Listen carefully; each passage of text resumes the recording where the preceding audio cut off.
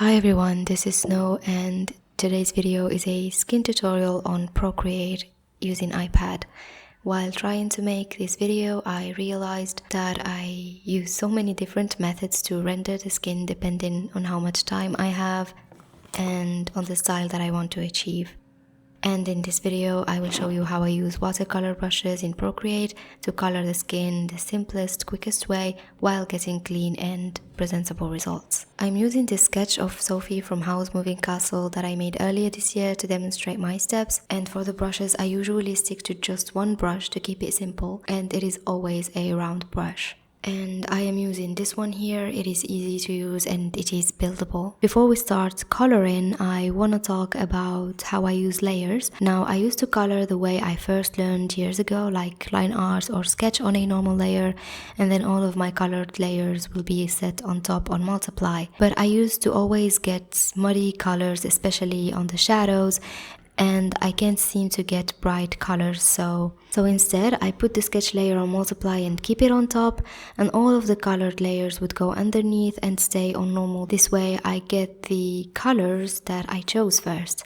And because I am using a watercolor brush and it is transparent, I can use that to my advantage and still get clean results and build as I wish. Watch with me the difference. On multiply, the shadows turn muddy, and on normal they stay clearer, and that muddy shadow is the exact problem most people run into, and this kind of fixes it. Now I choose a desaturated but warm skin tone, more on the orange side, and on the wheel I pick the tone and then desaturate it a lot.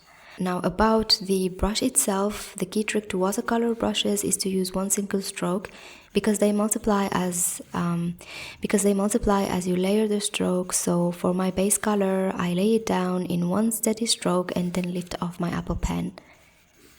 I don't lock my layers and I don't worry about going outside the lines because I can clean that up later with the eraser. Some of you might find this messy, but I basically like to color the way I would traditionally. It's part of the experience. Now, normally the safe approach is to use one layer per color, but as this brush auto blends, it blends as you paint, and I want my shadows to blend with the skin tone, not to sit on top of it.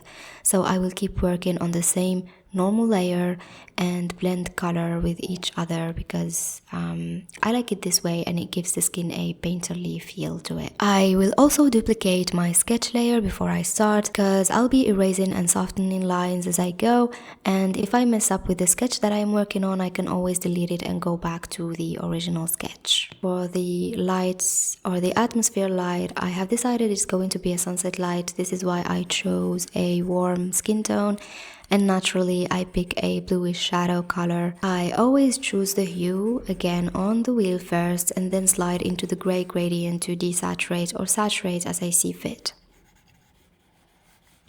Again, don't lift your hand, one stroke, same pressure, and because the brush adds intensity with each stroke, this builds shadow without me having to change or add more color, which is faster. I block my hard shadows first, then with softer, lighter pressure, I add the midtones, and I also lean on the smudge tool a lot to push color and create gradients without spending forever rendering. And quick reminder on the light source, it's casting from the right and she is wearing a hat, so the hat will throw a shadow across her face, and any structure on the face casts a shadow on its surface, and you can use that as a simple guide. Because I am using two colors on the same layer, I use Smudge tool to push colors in and out instead of the eraser, like on the nose where the shadows set too high and I had to drag them down. And smudging also helps me pull more midtones, and the brush that I am using for smudging is the same brush that I am using to color. If I want darker shadows, I pick up the color and go a few shades deeper. You could keep it simple and use just one shadow color and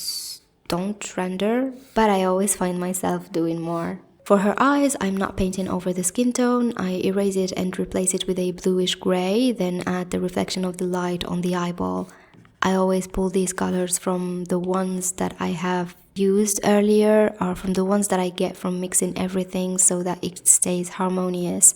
Now, a little note about the shadows is that they have to be three-dimensional too, so a shadow is dark but not uniformly dark, and so on the dark side of her cheekbone I added the skin tone back on top of the shadow and smudged it to give a bit of a highlight, and because it is one layer, I can mix everything together and stays a bit harmonious. And now I am erasing the parts of the sketch where the light hits her face, and the line art there should be lighter than on the dark side, of course. This is exactly why I duplicated the sketch, so I can erase anything that blocks the light without fear, and if I mess up, I can go back to my original sketch. Now I add more skin color because I laid down a single stroke earlier and I feel that the skin tone is a bit desaturated. I can keep building in layers just like real watercolor or paint. And I adjust the shadows and tones as I go without the muddiness Multiply would give me. The brush is doing the blending for me, so I gain a lot of time. And you don't need a clean line art up front, you can clean it as you go, and I actually prefer to work this way because the process stays interesting and I don't know exactly how it will turn out, and it doesn't feel like coloring in a coloring book. I kept adding more saturation to the skin color because again it is supposed to be sunset light hitting her and I want to keep her skin looking alive with a bit more life in it. All of this I am still on the same normal layer. I won't switch layers until I get the 3-dimensional feel that I want, and I will use it as a guide for my next layers. Added color because the skin isn't supposed to be one color, it is many colors. There is red and blues and the reflection of the sky and the environment around her. So I will add more saturated color on the cheeks, the ears where the circulation is stronger, and of course her lips. Since the environment is sunny, I keep the color palette harmonious with oranges and blues, and again I stay on the same layer so the colors drag and blend into each other. I know that my process looks a bit messy and I jump back and forth between areas of the face. I don't work in a strict step pattern where I finish the skin, then go to the eyes and then move on. And you will kind of see me finish an area and go back to add more on that same area. I like to work this way, and this is why I was a bit hesitant to make tutorials in the first place. Now I am adding some highlights, especially to the cheekbones. I am using plain white, but it is a very soft brush and I am using soft strokes and light pressure so I don't get a harsh white, and because it is a watercolor brush, I will never get fully a harsh white anyway, which is exactly what I want. Now I will move from this layer. Now that the skin is done and reads as 3-dimensional, I will begin with the lips, where I will use a new normal layer again, always underneath the sketch layer. Since I went with a peachy shade for her blush, I will use peachy and orange tones for the lips too. I am using the same round brush, I didn't change my brush, and I will build the color as I go. And this is the particularity, as I said, of the watercolor brushes, and it is exactly, they are one of my favorite brushes to use when coloring my sketches. I shift the color, and I shift the color to give the lips dimension in a very simple way. The upper lip is always darker than the lower lip, and I will leave some spots bare, letting the white of the paper or of the iPad show through for natural highlight. I pick color from the shadows I built on the previous layer to use here, and since I still need shadows under her lips where the teeth would be, I would pick the color up from my painting. And I build as I go, and again I try not to overdo it because this is a colored sketch and a quick way to color the skin while keeping clean results. Then on the same layer, or you could use another layer, I add some more blush because I still feel that it's a bit desaturated. I use that first layer as a guide for where to add more or less color, and I add color wherever I see fit and correct anything that looks off as I go.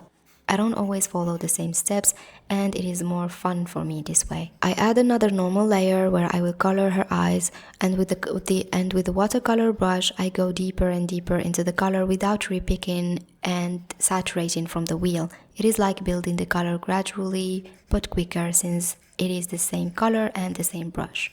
For the highlights of the eyes, I will add another normal layer, but this one sits on top of everything, on top of the sketch and on top of the colors, because I want the highlight to include everything, the sketch and the color together. The brush that I use for the highlights is a gouache brush. It's this one here, and that's because watercolor brushes are transparent and you never really get a plain white. So I am using a gouache brush to have straight highlights. It's an equivalent of a white pen traditionally. And I add some highlights here and there, but I don't overdo it because I don't want this to look very polished. And lastly, for my favorite part is the overlay layer. I like to use it for highlights because the overlay layer kind of highlights what is already has been highlighted, just gives it more light and more saturation. I will lay it where the light hit her face in a very soft and general way. And if you find the saturation a bit overboard, you can always decrease from the layer opacity to 70 or 60%. And that's pretty much it.